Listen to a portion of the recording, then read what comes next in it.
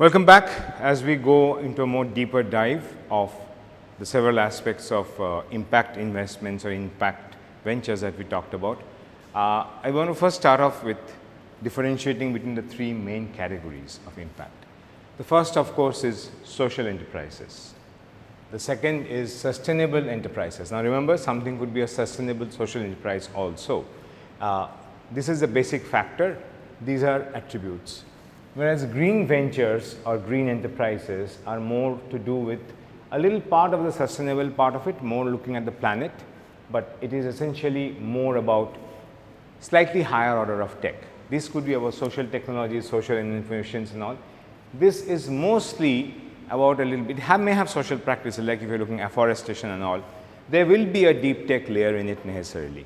The other two, however, may not have a deep tech layer, may have a huge impact. Innovation is constant throughout all the spectrum, but the amount of technology, amount of raw tech, core tech that you need, that will vary. The other deviation is that social enterprises may not have a profitability aspect to it. That means they are not essentially looking out for profit. Whereas sustainable enterprises, they focus on balancing the bottom line, the profit, planet and people, all the three aspects together. Green is basically just to make sure it's more focused. Obviously, it has to be profitable, by the way. It is not a social venture. It is profitable and it is all about making the world greener, our lives better, etc. It's focused on mostly the tactile part, if you can say so. Whereas these could be on the social as well as the tactile part both. Examples of social issues or social enterprises are variant. You have a lot of education foundations, edtech so to say, but they are focusing on mass market. They run a lot on CSR money, they deploy that money properly and they have a ROI which is more aligned to society than to stakeholder. In a sense, they take the whole country as a stakeholder and try to maximize the benefit for the whole demography they are in focus. When I say country, I mean the domicile or the area they are working on. There could be a social enterprise focused only on, let's say, the rural, original population of Bengal like Santals and all, and focus only on their education, poverty upliftment or health upliftment. These are examples. Sustainable will have that facet of profit, planet and people together. So it has to be a profitable venture.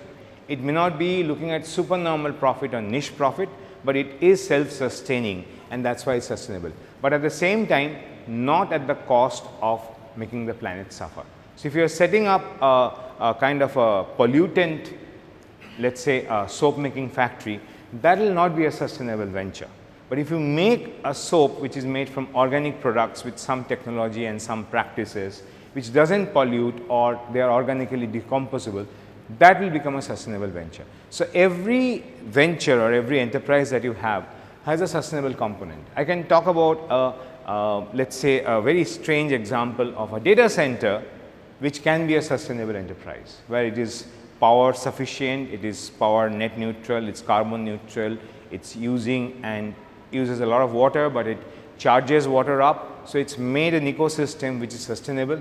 That would become a sustainable enterprise. So one key aspect would be, it's very difficult to change norms of society. A huge focus going to a sustainable ventures or transformation of aspects which are polluting or which are there, which may be profitable, but they are doing some damage to the earth or doing damage to people, anything of that nature, the transformation of that to a sustainable model is a huge scope for entrepreneurship. Green, you're all in the EV cycle, maybe many of you may have electronics, bikes and scooters or looking at cars and all. But you know, some of these things are not always very environmentally positive. Looking at better sustainable, like for example, I can give an example that our power transmission and power production in India is actually very polluting and there's a huge amount of wastage. So when you buy an EV, you feel good about it, but when you are charging an EV, maybe it's polluting something more which was not there before. Maybe it's still less polluting, the debate is still going on, what is more polluting and all. But a simple shortcut would be, can you make a solar powered or wind powered garage where when you store the car inside that garage and charge from it, it's a fully sustainable cycle.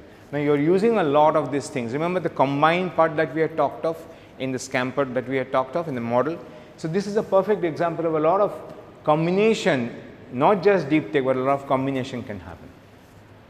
The innovation in green tech, a lot of focus has to be on the basic elements of life, roti, kapra, makan.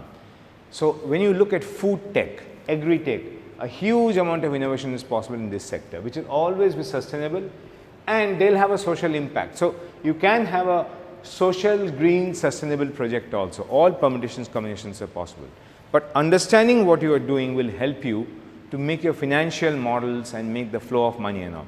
When we cover financial model in the next semester or so, it will be there. What I want is you go ahead and dream without the constraint of thinking of those things, and then when you have done your hypothesis and you have gone ahead, it will be easier for you to see which part of financial assessment, which part of financial modeling would actually be beneficial for your overall goal and model for this sort of businesses. As an element, it doesn't change. The things that we talked of validation, identification, all those things remain constant. But what you want to do as a motive, as your own, your own returns for yourself is very important. Here the heart and the soul of the entrepreneur matters a lot. If you are someone who's moved and gets maximum happiness from making people smile, making people go ahead, or contributing for a future for the next generation, etc. These are great sectors to go in.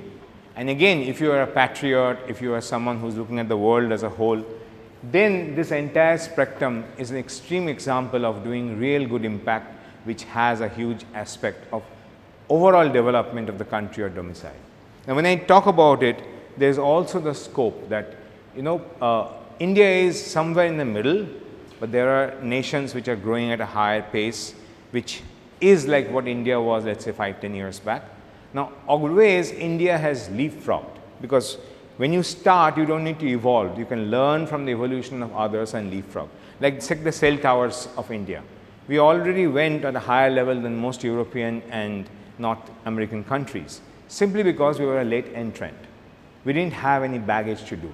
So when the countries like Africa or Indonesia, which are again going to be the future growth engines of the world, need to take some technology and just leapfrog and come to a normal state, where do you think is the most likely place they would look for? Our climate, our people, our demographics, our economic expansion, all these things, and also the political system, that also matters. These will impact as to where the choice of technology would come. And literally, these are areas for sure where it will be, in my mind, a transformation of being innovated in India, established in India, but then carried to the world. I don't know how many of you read the news. Even modern countries often come back to the model. Amul's cooperative model is now being adopted all across the milk farmers in US, and they are actually finding it better for social upliftment and for impact, because profit was always there, but the profit was going to the hands of the corporates. By incorporating the Amul model with the milk farmers are getting a larger traction of the profits. That also is a very important aspect. Even if it's a zero-sum game, you can still have a social project just because it's distributing the profit at the more likely places and bringing in the SDG goals of equality and all. Now let's put the whole picture on. Suppose it's a restricted market. The total demand is less. The average margin a big corporate is making is 40%. So you, let's say, are paying 100 rupees to buy a good, and the farmer is actually ending up getting 25 to 30 rupees, because the company in between is adding some value needlessly, but it's also keeping a huge amount of profit, 40%. Now that 40% profit for the thousands and thousands of units they are selling is going to a minuscule amount of population, which is the stakeholder, shareholder, etc. Imagine that this company did not exist and a cooperative existed, which could do this cost of transportation and all. Then you would be probably able to buy a shirt for 80 rupees. The farmer, instead of 25, would get 40 rupees, and still there is enough left of 35 rupees to be split for the value additions and all those things. Where does it fail? It fails because of brand and establishment. That is where standardization comes in. Amul works because Amul has standardized. You know that 100 gram of packet of Amul, no matter which factory it is done, where you are buying it from, will have a standardized taste, will have a standardized quality. It has been able to create a brand and all. So when we go into marketing and sales, you will understand the importance of it. But it has been able to create a brand, which is a later aspect, that's more of a knowledge of people. But what it created first is a process which standardizes it across different spectrum without allowing local variations to come. Now, when you look at this aspect, this will be one of the last lectures in terms of what you are going to do, and this is enough of a fodder that we are giving you to go to your research and theme building, which is the objective in the first phase. We will have just one more session after this, which will give you a peep into the future as to what are the things we will cover onto that part. But for now, the plan is the following, that these courses are more or less going to give you an umbrella idea of what are the things to look at. You will not know more from these lectures. These lectures are just an entry point. Your questions will be the real learning. So ask a lot of questions. Every time you see any of the lessons and all, write to us with your questions. We'll have Q&A sessions which will be live. Some of you who ask the best questions will be taken in and we'll discuss it. Next is we'll set up a leadership application where we'll have the heads of the ventures come in. They will select their teams. After the teams are selected, you will go through your research and other methodologies and then choose your themes and submit. This part we want to complete by the end of this calendar year, not academic year, calendar year, which is more or less in line with your first semester. So by end of this year, we need to have a lot of ideas buzzing and all. You will be more or less covered by the courses we have taken till now for this part, and on that part the Q&A is there. Now I want to stress on the Q&A. You all are used to studying just before the night of the exam. Entrepreneurship is not that. Entrepreneurship is a marathon, not a sprint. So the more you involve yourself, the more you are into the thing all through, and the uniformity of ups and downs, that is what you will be given marks on. Your perseverance, your tenacity, your process orientation, load distribution. These are the things you will be given grades on, not on some question answer session. In this course, like I had said at the beginning, the key marks and grades would come through the work you do. So your company or venture will earn the marks, and that marks will be distributed depending on the mental equity that you have done, which you will negotiate and come. Mostly it will be equal, but over time it will be different depending on the contribution. So remember, this will be a long haul, and any aspect of depth will not be missed out, because you can do some sort of a hoodwinking if it's a short period or just an exam. But over a 2-year period or 1.5-year period, it's very difficult to sustain anything other than real work. So you will be judged on your real work, and it will balance out. The entire ecosystem will be exactly like, almost like a professional market there. You will change companies, you will merge companies, you will shut down companies, you will aggregate companies, you will form new companies. We will take it through that part. Any work that you are doing will essentially almost like a weekly salary or a monthly salary that you will be accumulating. I hope you have fun when doing this course. It's very, very a contrarian way of doing it, but in my belief, it's the only way you can learn entrepreneurship, just by doing it. Thank you so much.